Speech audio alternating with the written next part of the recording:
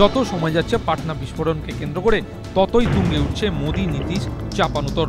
গান্ধী ময়দানে নরেন্দ্র মোদীর জনসভার আগেই পরপর বিস্ফোরণ হয় পাটনায়। আহতদের দেখতে 2রা নভেম্বর বিহার যাচ্ছেন নরেন্দ্র মোদী। বিভিন্ন জেলায় ঘুরে আহতদের সঙ্গে কথা বলবেন তিনি। গুজরাটের মুখ্যমন্ত্রীকে সরকারি অতিথি হিসাবেই আপ্যায়ন জানাবে বিহার সরকার। যদিও নিরাপত্তা নিয়ে নীতিশ প্রশাসনের ওপর ভরসা রাখতে নারাজ গুজরাট, আর তাই মোদীর বিহার সফরের আগেই নিরাপত্তা ব্যবস্থা খতিয়ে দেখতে গুজরাট পুলিশের শীর্ষ আধিকারিকরা বিহারে।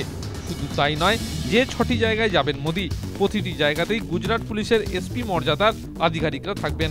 মোদীর জনসভার আগে বিস্ফোরণের জন্য আগেই বিহার প্রশাসনের ব্যর্থতাকে দায়ী করছে গুজরাট পুলিশের ডিজি। এবার একেবারে সফরের আগে নিরাপত্তা পরিদর্শন। মোদীর এই নিরাপত্তা কৌশলের জবাব নীতিশ কুমার কিভাবে দেন, এখন সেটাই দেখার। স্কুল ছাত্রীকে ধর্ষণ করে খুনের অভিযোগে দোষীদের ফাঁসি চাই সুবিচার, দাবিতে সোচ্চার বর্ধমান।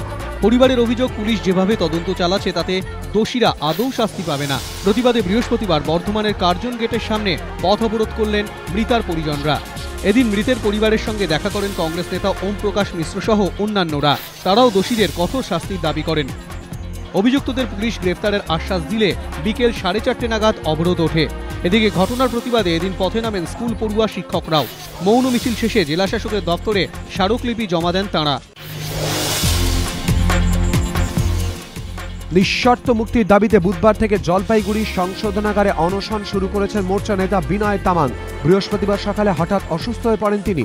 প্রথমে তাকে ভর্তি করা হয় জলপাইগুড়ি জেলা সদর হাসপাতালে, কিন্তু অবস্থার অবনতি হলে ঠিক হয় তাকে নিয়ে যাওয়া হবে উত্তরবঙ্গ মেডিকেল কলেজ হাসপাতালে। এই জন্য তাকে শিলিগুড়ির উদ্দেশ্যে নিয়ে যাওয়া হলেও মাঝপথ থেকে আবার জলপাইগুড়িতে ফিরিয়ে আনা হয়। কেন এই টানাপোড়েন জানেন না বিনয় তামাং নিজেও।